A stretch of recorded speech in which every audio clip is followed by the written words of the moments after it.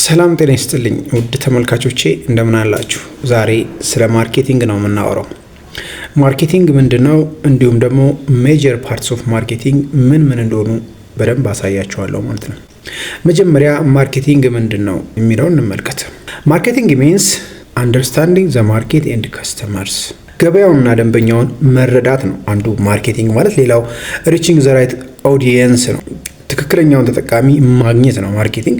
ሌላው ዴሊቨሪንግ ቫልዩ ወይም እሴትን ማቅረብ ነው ማርኬቲንግ ማለት ነው። እንዲሁም ደግሞ ግሮዊንግ ዘ ቢዝነስ ወይም ንግድን ማሳደግ ማለት ነው ማርኬቲንግ ማለት ነው። ማርኬቲንግ በአጭሩ ገበያውና ደንበኛውን መረዳት፣ ትክክለኛውን ተጠቃሚ ማግኘት፣ እንዲሁም እሴትን ማቅረብና ንግድን ማሳደግ በሚል ገልጸው እንችላለን ማለት ነው። ሁለተኛው ምንድነው? ሜጀር ፓርትስ ኦፍ ማርኬቲንግ የሚባሉትን ነው የምንመለከተው ማለት ነው። በማርኬቲንግ ውስጥ ሜጀር የሚባሉ ክፍሎች አሉ። 10 ዋና ዋና ክፍሎች አሉ። እነዚህን እንመለከታለን ማለት ነው። አንደኛው ማርኬቲንግ ሪሰርች ነው። ማርኬቲንግ ሪሰርች ምንድነው? አንደርስታንዲንግ ዘ ማርኬት ኮምፒቲተርስ ኤንድ ከስተመር ኒድስ ማለት ነው ማርኬቲንግ ሪሰርች ማለት ነው። የገበያ ጥናት ገበያውን፣ ተወዳዳሪዎችንና የደንበኞችን ፍላጎት መረዳት ማለት ነው ማርኬቲንግ ሪሰርች አንዱ ሜጀር ፓርትስ ኦፍ ማርኬቲንግ ነው።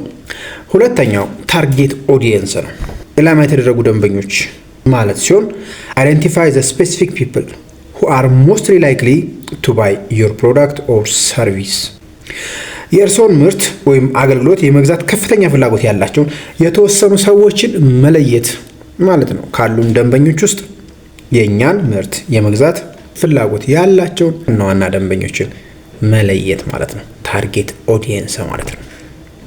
ሶስተኛው ፕሮዳክት ነው።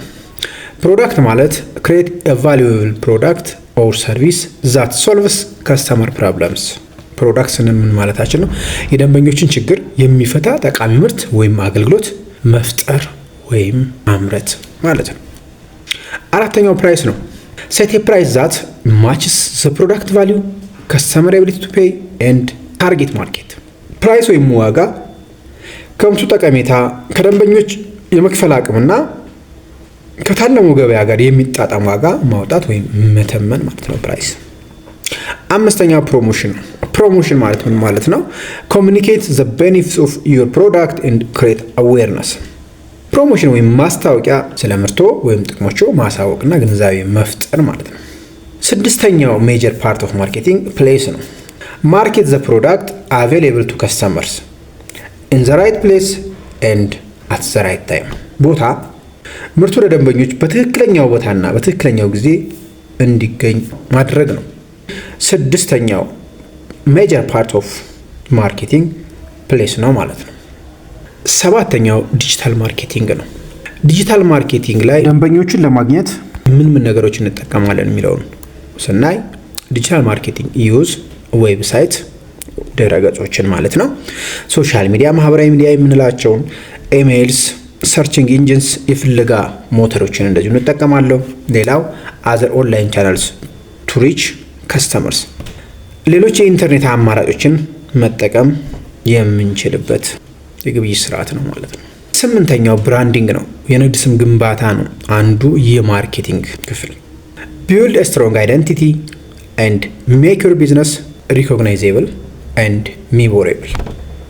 ጠንካራ ማንነትን መገንባትና ንግዶን በቀላሉ የሚታወቅና የማይረሳ እንዲሆን ማድረግ ነው አንዱ የማርኬቲንግ ክፍል ማለት ነው። ዘጠነኛው ከስተመር ሪሌሽንሺፕ ነው። በማርኬቲንግ ውስጥ ሜጀር ሆኖ ዋና ሆኖ የምናገኘው ማለት ነው። አንደኛ ቢልድ ትረስት ነው።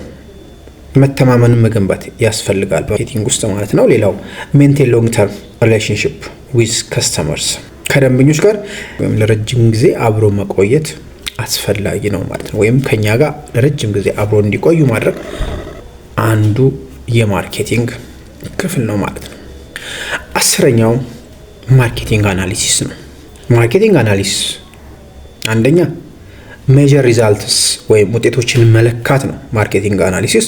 ሌላው አፈጻጸምን ማጥናት ወይም ስተዲ ፐርፎርማንስ ነው አንዱ የማርኬቲንግ አናሊሲስ ተግባር። እንዲሁም ደግሞ ኢምፕሩቭ ዩር ማርኬቲንግ ስትራቴጂ ነው። የማርኬቲንግ ስትራቴጂያችን ወይም ስልታችንን ማሻሻል ነው ማለት ነው። እነዚህ ሜጀር ፓርትስ ኦፍ ማርኬቲንግ ናቸው ማለት ነው። ሜይን ጎል ኦፍ ማርኬቲንግ ምንድን ነው የሚለውን ስናይ ደሊቨሪንግ ቫልዩ፣ ሳቲስፋይንግ ከስተመር ኤንድ ግሮዝ ቢዝነስ። እሴትን ማቅረብ፣ ደንበኞችን ማርካት ወይም ንግድን ማሳደግ በሚል ባጭሩ ልንገልጸው እንችላለን ማለት ነው። ስለ ማርኬቲንግ እና ሜጀር ፓርትስ ኦፍ ማርኬቲንግ በቂ ግንዛቤ እንዳገኛችሁ ተስፋ አደርጋለሁ። በቀጣይ ቪዲዮ እስከምንገናኝ ቸር ሰንብቱ።